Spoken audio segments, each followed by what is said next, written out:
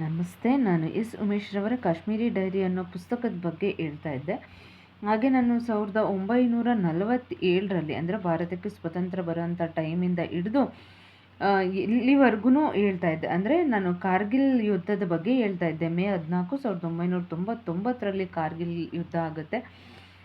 ಯಾವ ರೀತಿ ಯುದ್ಧ ಆಗುತ್ತೆ ಅಂದರೆ ಕಾರ್ಗಿಲ್ ಯುದ್ಧ ಅಂತಂದರೆ ಅದು ಯಾವ ರೀತಿ ಪಾಕಿಸ್ತಾನದ ಶತ್ರುಗಳು ಉಗ್ರರು ಅಡಗಿ ಕೂತ್ಕೊಂಡು ನಮ್ಮ ಕಾಶ್ಮೀರದ ಕೆಲವೊಂದು ಪರ್ವತ ಪ್ರದೇಶಗಳನ್ನು ಅಡಗಿ ಕೂತು ಅಲ್ಲಿ ಯಾವ ರೀತಿ ನಮ್ಮನ್ನು ಸೊ ಪೀಡಿಸಿದ್ರು ಅನ್ನೋದ್ರ ಬಗ್ಗೆ ಹೇಳ್ತಾ ಇದ್ದೆ. ಹಾಗೆ ಮೇಜರ್ ಸೌರಭ್ ಕಾಲಿಯಾ ಅನ್ನೋರು ಮರಣ, 22 ವರ್ಷದ ಯುವಕನ ಮರಣ, ಹಾಗೆ ಕ್ಯಾಪ್ಟನ್ ಅಮಿತ್ ಭಾರದ್ವಾಜ್ ಅವರ ಮರಣ, ಹೀಗೆ ಎಷ್ಟೊಂದು ವಿಷಯಗಳ ಬಗ್ಗೆ ಹೇಳ್ತಾ ಇದ್ದೆ. ಕಾರ್ಗಿಲಲ್ಲಿ ಆಗದಂಥ ಸಂಪೂರ್ಣ ವಿವರವನ್ನು ನಾನು ಹಿಂದಿನ ವಿಡಿಯೋದಲ್ಲಿ ಹೇಳಿದ್ದೆ.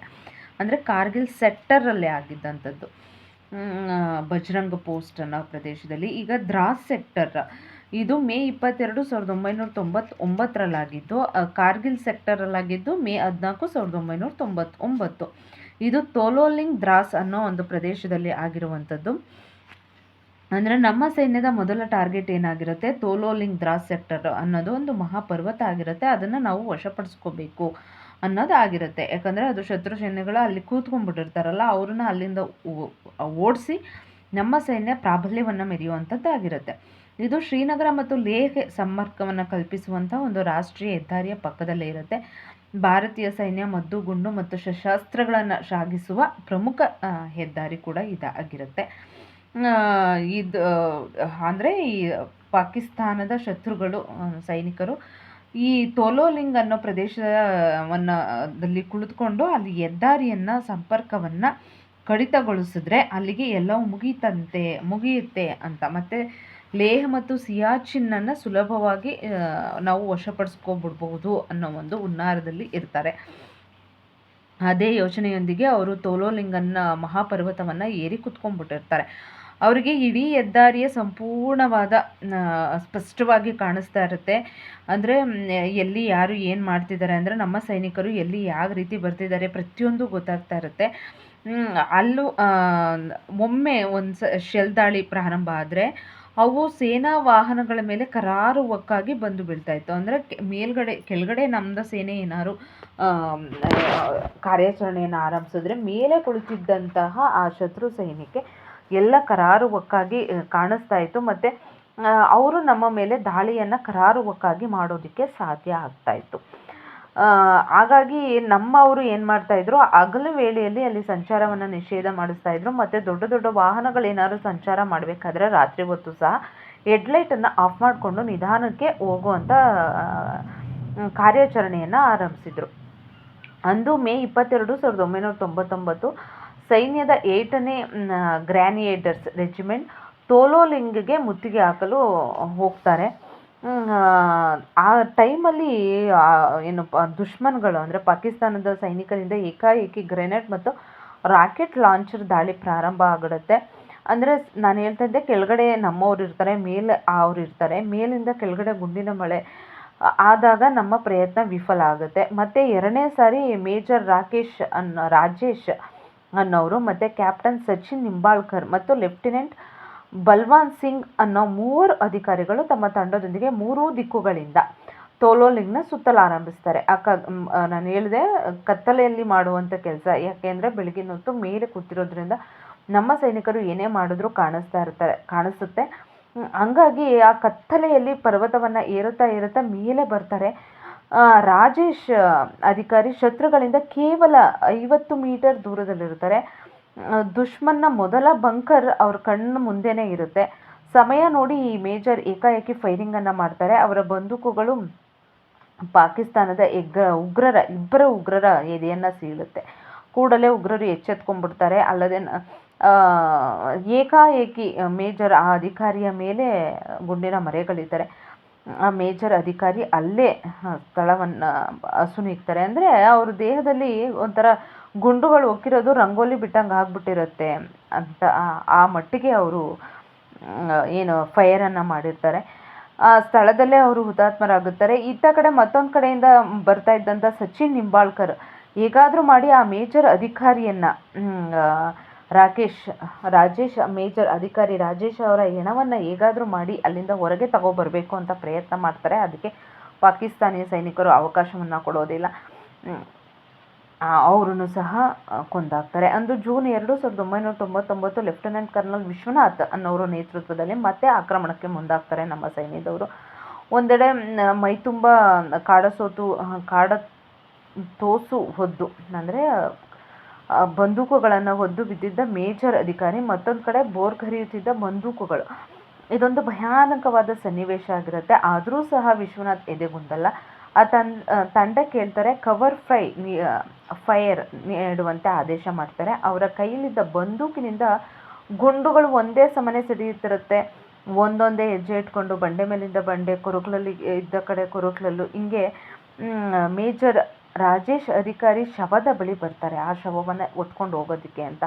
ಆನಂತರ ಅನಾಮತ್ತಾಗಿ ಗೆಳೆಯನ ಮೃತದೇಹವನ್ನು ಅವ್ರ ಹೆಗಲ ಮೇಲೆ ಹಾಕ್ಕೊಂಡು ಬಹುದೂರ ಬಂದುಬಿಡ್ತಾರೆ. ಆದರೆ ನಾನು ಹೇಳಿದ್ನೆಲ್ಲ ಕಡೆಯದಾಗಿ ಆ ವಿಶ್ವನಾಥ್ ಅವರು ಸಹ ಶತ್ರುಗಳ ಗುಂಡಿಗೆ ಬಲಿಯಾಗ್ತಾರೆ. ಆದರೆ ತನ್ನ ಸ್ನೇಹಿತನ ಶವವನ್ನು ಹೊತ್ಕೊಂಡು ಸುಮಾರು ದೂರ ಬಂದಿರೋದ್ರಿಂದ ಅವರಿಬ್ಬರು ಶವವೂ ಸಹ ಭಾರತದ ಸೈನ್ಯಕ್ಕೆ ಸತ್ಕರಿಸಲ್ಪಡುತ್ತೆ. ಒಂದು ರೀತಿ ಭಾರತೀಯ ಸೈನ್ಯಕ್ಕೆ ಘನತೆಯನ್ನು ಎತ್ತಿ ಹಿಡಿದ್ರು ಅಂತ ಹೇಳಿದ್ರು ತಪ್ಪಾಗಲ್ಲ. ಆನಂತರ ಇಡೀ ತಂಡ ಮತ್ತೆ ಮರು ಸಂಘಟನೆಯನ್ನು ಮಾಡುತ್ತೆ. ಜೂನ್ 12, 1999 ರಾತ್ರಿ 8 ಸೈನಿಕರು ವಿಜಯ ಅಥವಾ ವೀರಗತಿ ಎಂಬ ಸಿಂಹಗರ್ಜನೆಯೊಂದಿಗೆ ತಮ್ಮ ತಮ್ಮ ಡೇರೆಗಳಿಂದ ಹೊರಬರ್ತಾರೆ. ಅಂದರೆ ಮಾಡು ಇಲ್ಲವೇ ಮಡಿ ಅಂತ. ಕಾರ್ಯಾಚರಣೆಯ ನೇತೃತ್ವ ವಹಿಸಿದ್ದವರಂಥವರು ಕರ್ನಾಟಕದ ದಾವಣಗೆರೆಯ ವೀರ ಕನ್ನಡಿಗ ಲೆಫ್ಟಿನೆಂಟ್ ಕರ್ನಲ್ ಮಾಗೋಡು ಬಸಪ್ಪ ರವೀಂದ್ರನಾಥ್ ಅಂತ. ದಾವಣಗೆರೆಯವರು ಲೆಫ್ಟಿನೆಂಟ್ ಕರ್ನಲ್ ಮಾಗೋಡು ಬಸಪ್ಪ ರವೀಂದ್ರನಾಥ್. ತೋಲೋಲಿಂಗನ್ನು ವಶಪಡಿಸಿಕೊಳ್ಳದೆ ಹಿಂದಿರುಗಲಾಗದೇ ಇಲ್ಲ ಅಂತ ಅವರೆಲ್ಲರ ಸೈನಿಕರಿಗೂ ಸಹ ಒಂದು ಆಕ್ರೋಶವನ್ನು ತುಂಬ್ತಾರೆ, ಒಂದು ರೀತಿ ಸ್ಫೂರ್ತಿಯನ್ನು ತುಂಬ್ತಾರೆ. ಎಲ್ಲರೂ ಈ ನಮ್ಮ ಏನು ಹಿಂದೆ ಕಳ್ಕೊಂಡಂಥ ರಾಜೇಶ್ ಆಗಿರ್ಬೋದು, ವಿಶ್ವನಾಥ್ ಆಗಿರ್ಬೋದು, ಅವರ ಸಾವಿಗೆ ಪ್ರತೀಕಾರಕ್ಕಾಗಿ ಕಾಯ್ತಾ ಇರ್ತಾರೆ. ಎಲ್ಲರೂ ಆಕ್ರೋಶವಾಗಿರ್ತಾರೆ. ಮಾತೃಭೂಮಿಯ ರಕ್ಷಣೆ ಜೊತೆಗೆ ಮಾತೃಭೂಮಿಯ ರಕ್ಷಣೆ ನಮ್ಮೆಲ್ಲರ ಗೌರವ, ಹಾಗಾಗಿ ನಾವು ದೇಹತ್ಯಾಗಕ್ಕೂ ಸಿದ್ಧ ಅಂತ ಅನ್ನೋವಂಥದ್ದು ಅವರ ತಲೆ ಒಳಗಡೆ ಇರುತ್ತೆ. ಪರ್ವತದ ಮೇಲೆ ಭಾರತದ ತ್ರಿವರ್ಣ ಧ್ವಜವನ್ನು ಆರಿಸುವ ಸಂಕಲ್ಪವನ್ನು ಸಹ ಇವರು ಮಾಡ್ಕೊಂಡಿರ್ತಾರೆ. ಇವರು ಸಹ ಪರ್ವತವನ್ನು ಏಳಲು ಆರಂಭಿಸ್ತಾ ಇದ್ದಂಗೆ ಆರ್ಟಿಲರಿಗಳು ಕವರ್ ಫೈರ್ನ ನೀಡೋಕ್ಕೆ ಶುರು ಮಾಡುತ್ತಾರೆ. ಆರ್ಟಿಲರಿಗಳು ತೋಲಿಬಾನ್ ಪರ್ವತದ ಮುಂದೆ ಅರ್ಧ ಚಂದ್ರಾಕೃತಿಯಾಗಿ ನಿಲ್ಲಿಸಲಾಗಿರುತ್ತೆ. ಅಂದರೆ ಬಹುಶಃ ಅದು ಒಂಥರ ಫೈರ್ ಇದಿರಬೇಕು. ಅದನ್ನು ಅರ್ಧ ಚಂದ್ರಾಕೃತಿಯಲ್ಲಿ ನಿಲ್ಲಿಸಲಾಗಿರುತ್ತೆ. ಯಾಕಂದರೆ ಆ ಪರ್ವತವನ್ನು ಏರಿ ಬರುವಾಗ ಆ ಫೈರ್ ಮಾಡೋದಕ್ಕೋಸ್ಕರ. ಒಂದಲ್ಲ ಎರಡಲ್ಲ 100 ಆರ್ಟಿಲರಿಗಳನ್ನು ಜೊತೆಗೆ ರಾಕೆಟ್ ಲಾಂಚರ್ಗಳು, ಮಿಸೈಲ್ಗಳು, ವಾಟರ್ಸ್ಗಳು, ನೋಡುತ್ತಂತೆ ಲೇಸರ್ ಗೈಡೆಡ್ ಬಾಂಬ್ಗಳು ತೋಲೋಲಿಂಗ್ ಶಿಖರದ ಮೇಲೆ ಬೆಂಕಿಯನ್ನು ಉಗುಳಲಾರಂಭಿಸಿರುತ್ತೆ. ಸುಮಾರು 4 ಗಂಟೆ ನಿರಂತರ ಬಾಂಬ್ಗಳ ದಾಳಿಯಾಗುತ್ತೆ. ತೋಲೋಲಿಂಗ್ ಮೇಲೆ ಹೇಳುತ್ತಿದ್ದ ಬಾಂಬ್ಗಳ ಮುಗಿಲೆತ್ತರದ ದಟ್ಟ ಹೊಗೆ ಅಲ್ಲಿ ಕಾಣಿಸ್ಕೊಳ್ತಾ ಇರುತ್ತೆ. ಆಗ ರಾತ್ರಿ ಸುಮಾರು 8 ಗಂಟೆ ಆಗಿರುತ್ತೆ. ಸೈನ್ಯದ 3 ತಂಡಗಳು ತೋಲೋಲಿಂಗನ್ನು 3 ಕಡೆಯಿಂದ ಹಾಕೊಳ್ಳುತ್ತೆ. ಮೊದಲ ತಂಡದೊಂದಿಗೆ ಮೇಜರ್ ವಿವೇಕ್ ಗುಪ್ತಾ ಪರ್ವತದ ಹಿಂದಿನಿಂದ ಮೇಲಕ್ಕೆ ಬರ್ತಾರೆ. ಅಂದು ರಾತ್ರಿ ದಟ್ಟವಾದ ಚಳಿ. ನಾನು ಮೊದಲೇ ಹೇಳ್ತಾ ಇರ್ತೀನಿ, ಕಾಶ್ಮೀರದಲ್ಲಿ ನಮ್ಮ ಥರ ಅಲ್ಲ ಅಂತ. -15 ಡಿಗ್ರಿ ತಾಪಮಾನ ಇರುತ್ತೆ, -15 ಡಿಗ್ರಿ. ಶಿಖರದ ತುದಿಯಲ್ಲಿ ಧಾರಾಕಾರವಾಗಿ ಹಿಮ ಕರಗಿ ಬೀಳ್ತಾ ಇರುತ್ತೆ. ಮುಂದೆ ಯಾರಿದ್ದಾರೆ, ಹಿಂದೆ ಯಾರಿದ್ದಾರೆ, ಅಕ್ಕಪಕ್ಕ ಯಾವುದೂ ಸಹ ಗೊತ್ತಾಗಲ್ಲ. ಜೊತೆಗೆ ಆಮ್ಲಜನಕದ ಕೊರತೆ, ಇದ್ಯಾವುದೂ ಸಹ ನಮ್ಮ ಸೈನಿಕರಿಗೆ ಒಂದು ತಡೆ ಅಂತ ಅನಿಸೋದೇ ಇಲ್ಲ. ಅಕ್ಷರಶಃ ಉಡ ಅಂತ ಏನು ಕರಿತೀವಿ, ಅವರು ಆ ರೀತಿ ಉಡಗಳಂತೆ ಬಂಡೆಗಳಿಗೆ ಅಂಟ್ಕೊಂಡು ತೋಲೋಲಿಂಗ್ ತುದಿಯನ್ನು ಮುಟ್ಟೇ ಬಿಡ್ತಾರೆ. ಆಗ ದುಶ್ಮನ್ಗಳಿಂದ ದಾಳಿ ಪ್ರಾರಂಭವಾಗುತ್ತೆ. ಸೈನಿಕರು ಬಂಡೆಗಳ ಸಂದಿಯಲ್ಲಿ ಅಡಿಗೆ ಶತ್ರುಗಳು ಎಲ್ಲೆಲ್ಲಿದ್ದಾರೆ ಅಂತ ನೋಡಿ ಪ್ರತಿ ದಾಳಿಯನ್ನು ಮಾಡ್ತಾ ಇರುತ್ತೆ. ದಾಳಿಯಲ್ಲಿ ನಮ್ಮ 3 ಸೈನಿಕರು ಹುತಾತ್ಮರಾಗ್ತಾರೆ. ವಿವೇಕ್ ಗುಪ್ತಾ ಮದಗಜದಂತೆ ದುಶ್ಮನ್ ಮೇಲೆ ಮುಗಿ ಬೀಳ್ತಾರೆ. ಸಿಕ್ಕ ಪಾಕಿಸ್ತಾನಿ ಸೈನಿಕರನ್ನು ಕೊಂದು ಹಾಕ್ತಾರೆ. ನಮ್ಮ ಮೇಲೆ ಅವ್ರ ಮೇಲೂ ಸಹ ಗುಂಡಿನ ದಾಳಿ ನಡೆಯುತ್ತಿದ್ದರೂ ಸಹ ಅದನ್ನು ಲೆಕ್ಕಿಸದೆ ಮುಂದೆ ಹೋಗ್ತಾನೆ ಇರ್ತಾರೆ. ಒಂದು ಹಂತ ಬಂದಾಗ ಹೆಡ್ ಟು ಹೆಡ್ ಅಂದರೆ ಮುಖಾಮುಖಿ ಯುದ್ಧ ಶುರುವಾಗುತ್ತೆ. ಅದು ಪಾಕಿಸ್ತಾನಿ ಸೈನಿಕರನ್ನು ಅವರು ಧ್ವಂಸಗೊಳಿಸೇ ಬಿಟ್ಟರು ಅನ್ನೋ ಮಟ್ಟಿಗೆ ಅವರು ಹೋರಾಟವನ್ನು ಮಾಡ್ತಾರೆ. ಮೇಜರ್ ವಿವೇಕ್ ಗುಪ್ತಾ ಕೊನೆಗೆ ಶತ್ರುವಿನ ಗುಂಡಿಗೆ ಸಹ ಅವರು ಬಲಿಯಾಗ್ತಾರೆ. ವಿವೇಕ್ ಹಾಗೆ ಆದ ತಕ್ಷಣಕ್ಕೆ ರಜಪುಟಾನ ರೈಫಲ್ಸ್ನ ಮತ್ತೊಬ್ಬ ವೀರ ಸೇನಾನಿ ಹವಲ್ದಾರ್ ಯಶವೀರ್ ಸಿಂಗ್ ತೋಮಾರ್ ಅನ್ನೋರು ಇಡೀ ತಂಡವನ್ನು ಒಟ್ಟುಗೂಡಿಸಿ ಗ್ರೆನೇಡ್ ದಾಳಿಗೆ ಸಜ್ಜಾಗುವಂತೆ ಸೈನಿಕರಿಗೆ ಆದೇಶವನ್ನು ನೀಡ್ತಾರೆ. ಮರುಕ್ಷಣದಿಂದಲೇ ಶತ್ರುಗಳ ಬಂಕರ್ ಮೇಲೆ ಗ್ರೆನೇಡ್ಗಳ ದಾಳಿ ಮಾಡ್ತಾರೆ. ಗ್ರೆನೇಡ್ಗಳು ಒಂದೊಂದು ಶತ್ರು ಸೈನ್ಯಗಳ ಬಂಕರ್ಗಳನ್ನು ಛಿದ್ರಗೊಳಿಸಲಾಗುತ್ತೆ. ಯಶ್ವೀರ್ ಸಿಂಗ್ ಒಂದು ಕೈಲಿ ಬಂದೂಕ್ ಇಟ್ಕೊಂಡಿರ್ತಾರೆ, ಮತ್ತೊಂದು ಕೈಲಿ ಗ್ರೆನೇಡ್ ಇಟ್ಕೊಂಡಿರ್ತಾರೆ. ಯಾವ ರೀತಿ ಅಬ್ಬರಿಸ್ತಾ ಇರ್ತಾರೆ ಅಂದರೆ ಪಾಕಿಸ್ತಾನದ ಸೈನಿಕರು ಒಬ್ಬೊಬ್ಬರಾಗಿ ನೆಲ ಕಚ್ಚೋದಕ್ಕೆ ಶುರು ಮಾಡ್ತಿರ್ತಾರೆ. ಈ ನಡುವೆ ಒಬ್ಬ ಪಾಕಿಸ್ತಾನ ಸೈನಿಕನ ಗುಂಡಿಗೆ ಯಶ್ವೀರ್ ಸಿಂಗನ ಮರಣವನ್ನು ಒಪ್ಪಬೇಕಾಗುತ್ತೆ. ಅವರು ಸಹ ಹುತಾತ್ಮರಾಗುತ್ತಾರೆ. ಅವರ ಪಾರ್ಥಿವ ಶರೀರವನ್ನು ಗುರುತಿಸಿದಾಗ ಅಲ್ಲಿ ಕಂಡಿದ್ದು ಅವ್ರ ಕೈಯಲ್ಲಿ ಒಂದು ಕೈಯಲ್ಲಿ ಬಂದೂಕ್ ಇರುತ್ತೆ, ಮತ್ತೊಂದು ಕೈಯಲ್ಲಿ ಗ್ರೆನೇಡ್ ಇರುತ್ತೆ. ಮುಂದಿನ ಕೆಲವೇ ನಿಮಿಷಗಳಲ್ಲಿ ತೋಲೋಲಿಂಗ್ ಶಿಖರದ ಮೇಲೆ ತ್ರಿವರ್ಣ ಧ್ವಜವನ್ನು ಹಾರಿಸಲಾಗುತ್ತೆ. ತೋಲೋಲಿಂಗ್ ಭಾರತೀಯ ಸೈನ್ಯದ ವಶವಾಗಿರುತ್ತೆ.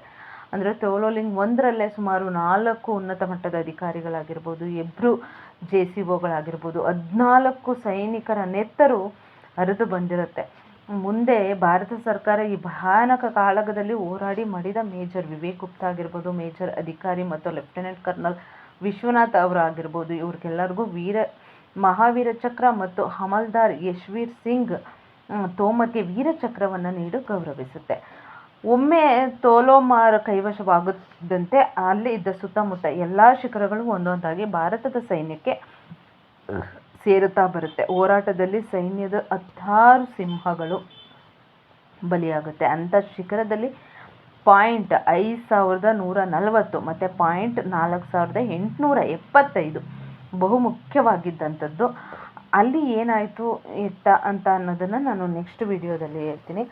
ದಯವಿಟ್ಟು ವಿಡಿಯೋ ಇಷ್ಟ ಆಗಿದ್ದರೆ ಲೈಕ್ ಮಾಡಿ, ಶೇರ್ ಮಾಡಿ, ಹಾಗೆ ಸಬ್ಸ್ಕ್ರೈಬ್ ಮಾಡಿ.